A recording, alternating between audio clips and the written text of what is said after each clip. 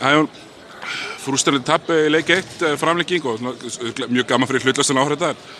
Var eitthvað sérstakt sem að þið fannst þið vanta upp á hjá okkur í dag? Já, það vantaði upp á, mér fannst vera skrekkur í liðinu svona aðeins í byrjun, eitthvað svona úrslita skrekkur. Við vorum ekki alveg svona nógu einhvern veginn afslappaðir og í okkar grúfi, þannig að við vorum þar að leiða að gera mistök varnarlega, hleypaði með alltaf mikið að sókna frákastum og já, þau voru bara eins og ég setti hérna áður, voru bara til glaðina við og gerðu þessa litlu hluti sem þarf að gera og þeir þurfa að vera til staðar til þess að vinna svona leiki svona einvíð. Þannig að loka skoti í venjulegum leiktíma, er ekki bara nákvæmlega það sem þið vildu?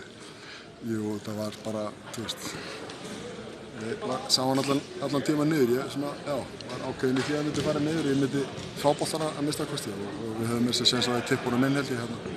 Þannig að, svona er þetta, það var sárt að missa Mike út af hérna í lok leiks og farið 5 mínútur inn í hérna overtime með hann á bekknum.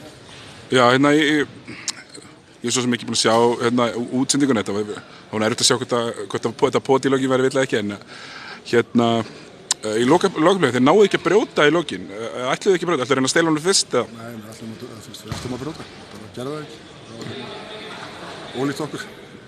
Bara on to the next one?